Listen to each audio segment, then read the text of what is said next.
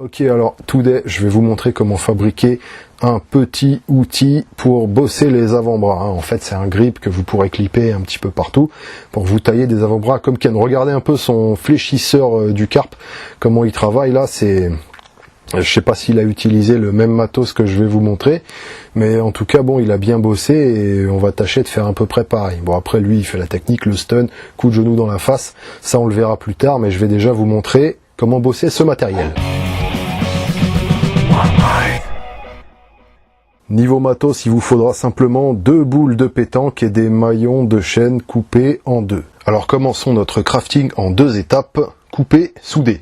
Déjà il faut redécouper un petit peu les maillons, que ça prenne bien la forme de la boule comme ça. Une fois que c'est fait, vous avez votre beau maillon, vous calez le tout dans l'étau. Et vous n'avez plus qu'à faire votre soudure, et voilà, en fait, c'est terminé. Vous avez une belle boule avec de quoi faire une prise. Donc le mieux c'est d'en faire 2 comme j'ai fait là, ce qui permet une plus grande variété d'exos. Alors avant de vous montrer 3 petits exos à faire avec ça, je vais vous parler un petit peu de méthodes alternatives pour fabriquer ça. Donc là j'ai utilisé des boules de pétanque, et j'ai pris des boules de pétanque parce que je suis français, et donc c'est facile de se procurer des boules de pétanque. Bon, quand je dis que je suis français, c'est purement géographique, je suis pas patriote français, machin, la nation et tout, ça je crache dessus en fait.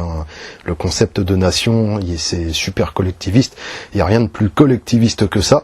Donc en tant qu'individu libre, c'est normal que je rejette ces trucs de bolcheviques. Donc ça veut dire que vous verrez jamais un drapeau français chez moi. Vous avez beaucoup plus de chances de me voir un jour me foutre cette boule de pétanque dans le fion, par exemple. Par contre, je pourrais mettre ce drapeau-là devant chez moi. Ça c'est bien.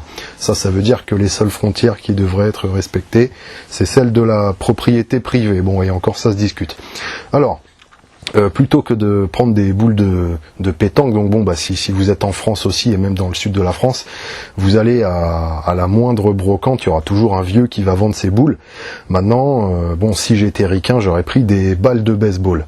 Donc si vous avez accès à des balles de baseball, c'est beaucoup plus simple, vous avez juste à percer, passer une visserie, et voilà quoi, vous avez un jeu d'écrou contre écrou avec une petite vis au bout qui a un anneau pour accrocher à un mousqueton ou quoi, et c'est fait. Il y a encore une autre méthode que vous pouvez faire, c'est avec des balles de tennis.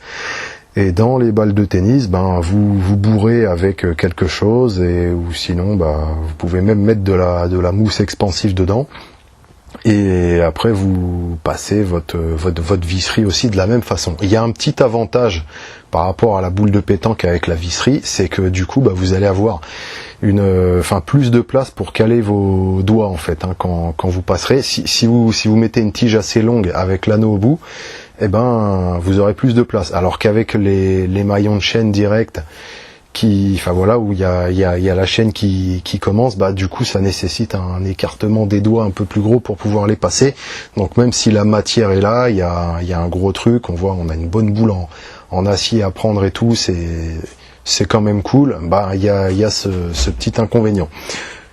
Alors maintenant les exos. Alors déjà au niveau des prises, j'utilise ces 2 prises là, tout simplement, selon les exos. Premier exo, on cale ça sur un loading pin avec quelques poids. Et voilà, le but c'est soit de soulever le plus possible, soit de tenir le plus longtemps possible. Alors ça va plutôt servir pour faire des tests de force sur les mesures de temps avec un poids donné, ou faire des charges maxi. Exercice 2, spécifique bras de fer. Donc là j'ai calé la boulasse sur ma fidèle poulie et je fais des fléchissages de poignets. Donc ça bosse les fléchisseurs du carpe, et voilà, ça permet de bosser spécifique bras de fer et d'être meilleur après spécifiquement pour ça. Le dernier exo, c'est un petit peu à faire pareil, c'est évidemment les tractions. Donc là, d'où l'intérêt d'avoir les 2 boules. Alors ça c'est mon exo préféré.